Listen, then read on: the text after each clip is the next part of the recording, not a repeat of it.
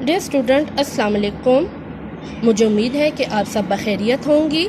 پہلی جتنی بھی آن لائن کلاسز ہوئی ہیں اس میں ہم نے آپ کو انسان کسی حال میں خوش نہیں رہتا پڑھایا ہے۔ آج میں آپ کو ان کے مشقی سوالات کرواؤں گی۔ سب سے پہلے مشق کی طرف آتے ہیں۔ مشقی سوالات آپ کے پاس نوٹس میں ہیں، آپ نے وہیں سے یاد کرنے ہیں۔ پہلا سوال ہے، سلطان افلاک کے دربار سے کیا اشتہار جاری ہوا؟ نمبر 2، وہم کی تصویر کس طرح پیش کی گئی ہے؟ نمبر 3 ہے، پیر مرد کا واقعہ بیان کریں۔ نمبر 4، اس موقع پر کن چیزوں سے بآسانی نجات حاصل کی جا سکتی ہے؟ یہ 4 سوالات جوابات ہیں ہمارے پاس، یہ آپ نے اپنے نوٹ سے یاد کرنے ہیں۔ سوال نمبر 4 ہے، ذیل کے الفاظ اپنے جملوں میں استعمال کریں۔ ان الفاظ کے میں معنی آپ کو بتاتی ہوں اور پھر آپ نے جملے ان کے خود بنانے ہیں، ٹھیک ہے؟ پہلا لفظ ہے لطیفہ، یعنی پرلطف بات۔ نمبر 2 ہے رنج و الم، دکھ درد۔ وہم، غلط خیال۔ افسردگی، پریشانی۔ انواع و اقسام، مختلف اقسام کے۔ خواہ مخواہ، بلا وجہ۔ مبادلہ، تبدیلی۔ بسورنا، رونی صورت یا رونا، دونوں ہو سکتے ہیں۔ افلاس، غربت۔ پھر ہے دردناک، تکلیف دہ۔ پھر ہمارے پاس سوال نمبر 6 آ جاتا ہے، وہم پرستی پر ایک مضمون لکھیں۔ یہ تو مضامین کی آپ نے ان کو حصہ بے میں جو ہے وہاں پر یاد کرنے ہیں۔ پھر ہے سوال نمبر 7، مرکب ناقص۔ اب مرکب ناقص گرامر کا سوال ہے، یہ میں آپ کو میں نے لکھا بھی ہے اپنے پاس، میں آپ کو ذرا سمجھاتی ہوں۔ اور مرکب ناقص جو ہے دیکھیں یہ لاسٹ میں دیا گئے ہے کہ مرکب ناقص اور مرکب تام کی تعریف مزید مثالوں کے ذریعے طلباء کو ذہن نشین کروانی ہے، یعنی کہ ان کی جو ہے 5 جملے اور بھی اور 5 امثال اور لکھ کر بتانے، تو وہ میں نے اپنے پاس لکھے ہیں، آپ کو میں بتاتی ہوں، آپ اپنے پاس بھی نوٹ کر لیجئے گا۔ سوال نمبر 7 ہے، مرکب ناقص اور مرکب تام کی تعریف ہے۔ سب سے پہلے میں آپ کو مرکب کی تعریف بتا دوں، 2 یا 2 سے زیادہ الفاظ کا مجموعہ مرکب کہلاتا ہے۔ اب مرکب ناقص دیکھیں، مرکب ناقص اپنے نام سے ہی ظاہر ہے، جیسے نقص سے نکلا ہے، یعنی ایسی کوئی بات جو ہمیں مکمل طور پر سمجھ نہ آئے، یعنی جو کہ جملہ پورا نہ ہو اور جو سننے والے کو اس کا پورا مطلب حاصل نہیں ہوتا۔ اس کی تعریف اس طرح ہے، یہ وہ مرکب ہے جس سے سننے والے کو پورا مطلب حاصل نہ ہو، اور اس کی 5 امثال بھی میں نے لکھی ہے۔ ایک ہے نیلا آسمان، نمبر 2 میری کتاب، نمبر 3 اچھی لڑکی، نمبر 4 نیک عورت، نمبر 5 پیارا گھر۔ پھر ہے مرکب تام۔ اچھا، یہاں پر میں آپ کو یہ ایک بات بتاتی چلوں کہ بعض اوقات معروضی سوالات میں بھی مرکب ناقص یا مرکب تام کو دیا جاتا ہے اس کی پہچان کے بارے میں، کہ اس کی پہچان کہ آپ کو نشاندہی کرنی ہوتی ہے معروضی سوالات میں۔ مرکب تام کو بھی ذرا غور سے دیکھ لیں، یہ وہ مرکب ہے جس سے سننے والا پورا مطلب سمجھ لے، اسے جملہ بھی کہتے ہیں اور مرکب مفید بھی کہتے ہیں۔ آپ نے اس کی جو 2 میں نے پہچان لکھی ہے نا، آپ نے اس کو بھی یاد کرنا ہے کہ اسے جملہ بھی کہتے ہیں اور مرکب مفید بھی ہوتا ہے، کیونکہ یہ پورا جملہ ہوتا ہے۔ نمبر 1 اس کی مثال ہے، نیلا آسمان بہت خوبصورت ہے۔ نمبر 2 میری کتاب نئی ہے۔ نمبر 3 سارا اچھی لڑکی ہے۔ نمبر 4 وہ نیک عورت ہے۔ نمبر 5 یہ گھر بہت پیارا ہے۔ آپ نے یہ 5 امثال بھی اپنے پاس نوٹ کر لیں اور مرکب ناقص اور مرکب تام کو اچھے طریقے سے آپ یاد کر لیں، ٹھیک ہے؟ یہ تو ہو گئی ہماری سوال نمبر 7 اور مرکب ناقص کی تعریف۔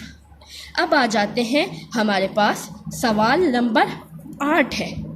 سوال نمبر 8، سیاق و سباق کا حوالہ دے کر مندرجہ ذیل اقتباس کی وضاحت کریں۔ سب سے پہلے ہم ذرا اس پیراگراف کو پڑھ لیتے ہیں۔ ایک پیر مرد کہ نہایت معزز و محترم معلوم ہوتا تھا۔ پھر دیکھیے یہ ڈاٹڈ فارم میں لکھا ہے، یہ مبادلہ اب پھر نہ ہو سکتا تھا۔ میں آپ کو اس کتاب میں بھی اس پیراگراف کو دکھا کر اس کو ایکسپلین کرتی ہوں۔ جیسے دیکھیں یہ پیراگراف دیا گیا ہے، ایک پیر مرد نہایت معزز اور محترم معلوم ہوتا تھا، پھر اس کو یہاں سے لے کر اور یہاں تک دیا گیا، مگر مشکل یہ ہوئی کہ یہ مبادلہ اب پھر نہ ہو سکتا تھا. ٹھیک ہے، یہاں پر ہمارا ایک پورا پیراگراف مکمل ہو جاتا ہے اور یہ صفحہ نمبر 30 پر ہے. اب میں آپ کو بتاتی ہوں کہ سیاق و سباق کسے کہتے ہیں. سیاق و سباق کا مطلب ہے سلسلہ کلام کے آگے اور پیچھے کی عبارت. یعنی دیکھیں، سیاق و سباق یعنی کسی پیراگراف کے اس کے پیچھے کیا تھا، یعنی سیاق اس کو کہتے ہیں کہ اس پیراگراف کے پیچھے کیا بیان کیا گیا ہے، اور سباق یعنی اس پیراگراف کے آگے کیا بیان کیا جا رہا ہے، اور بیچ میں پیراگراف دیا ہوتا ہے اور اس کی ہم نے وضاحت کرنی ہوتی ہے، اس کی تشریح کرنی ہوتی ہے، یعنی کہ ان کو ہم نے آسان الفاظ میں بیان کرنا ہوتا ہے. اس کا مطلب یہ ہے کہ اگر آپ نے اگر پورا چیپٹر پڑھا ہوگا اور پیراگراف کو دیا جائے گا تو آپ کو معلوم ہوگا کہ اس کے پیچھے کیا بیان کیا گیا ہے اور اس پیراگراف کے آگے کیا بیان کیا گیا ہے. اس سیاق و سباق کے 3 حصے ہوتے ہیں. سب سے پہلے ہمیں حوالہ متن لکھنا ہوتا ہے. حوالہ متن یعنی کہ سبق کا نام، مصنف کا نام اور اس کی ادبی حیثیت لکھنی ہوتی ہے، یہ مسٹ ہوتا ہے. اس کے بعد ہم نے سیاق و سباق کو لکھنا ہوتا ہے، یعنی کہ جو پیراگراف دیا گیا ہے اس کے پیچھے کیا بیان کیا گیا ہے اور اس پیراگراف کے سباق یعنی اس پیراگراف کے آگے کیا بیان کیا گیا ہے. سیاق و سباق ہمیں اکٹھا لکھنا ہوتا ہے، اس کے بارے میں پیچھے اور آگے جو بیان کیا جاتا ہے اس کو ہم پوائنٹس میں لکھ لیتے ہیں. پھر سیاق و سباق لکھنے کے بعد باری آتی ہے وضاحت کی، یعنی کہ جو پیراگراف دیا گیا ہے. اب جیسے کہ یہ پیر مرد والا ہمیں پیراگراف دیا گیا ہے نا، تو اس میں سب سے پہلے جو ہمیں مشکل الفاظ لگیں گے ہم ان کو پہلے آسان الفاظ میں ان کے معنی لکھیں گے، اور پچھلے جتنے بھی آپ لوگوں کے لیکچر ہوئے ہیں اس میں آپ کو معنی لکھوائے گئے ہیں، آپ نے ان کو دیکھنا ہے اور اس کو دیکھ کر ان کے معنی کو اور پھر اس پیراگراف کو آپ نے آسان الفاظ میں ان کی وضاحت کرنی ہوتی ہے. یعنی کہ اگر آپ کا پیراگراف 5 لائنوں میں ہے تو آپ نے اس پیراگراف کو 10 لائنوں کا وضاحت 10 لائنوں میں لکھ لینا ہے، یعنی اس کو وضاحت کر کے اس کی تشریح کر کے اس کو لکھنا ہے، تو آپ کا پیراگراف اس طرح سے مکمل ہو جائے گا. یہ ہے سیاق و سباق کہ آپ نے حوالہ متن لکھ کر، سیاق و سباق لکھ کر، اس کی وضاحت لکھ کر آپ نے پیراگراف کو لکھنا ہے. اور بورڈ کے پیپر میں سیاق و سباق کے لیے پیراگراف وہ کہیں سے بھی لے لیتے ہیں. اب اس چیپٹر میں تو یہ بیان کیا گیا نا، ایک پیر مرد نہایت معزز اور محترم معلوم ہوتا تھا، لیکن آپ یہ نہ سمجھیں کہ یہی پیراگراف آپ کا ایگزام میں آ جائے گا. ایگزام میں آپ کو یہ پیراگراف کہیں سے بھی اٹھا کے دے دیتے ہیں. تو آپ نے ہر سبق کو بہت غور سے، بہت اچھے طریقے سے پڑھنا ہے، اور تاکہ آپ کو معلوم ہو کہ یہ پیراگراف کس سبق سے لیا گیا ہے، اس کا مصنف کون ہے، اور اس جو پیراگراف دیا گیا ہے اس کا سیاق و سباق کیا ہے. اگر آپ نے ان اسباق کو غور سے پڑھا ہوگا اور ان کے معنی بھی یاد کیے ہوں گے تو سیاق و سباق کرنا آپ کے لیے بالکل مشکل نہیں ہوگا.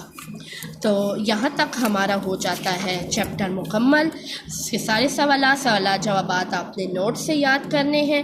انشاءاللہ پھر ہم اس کے آگے ہم نسوخ کا خواب پڑھیں گے، اور نسوخ کا خواب پڑھنے سے پہلے ہم مولوی نذیر احمد پڑھیں گے.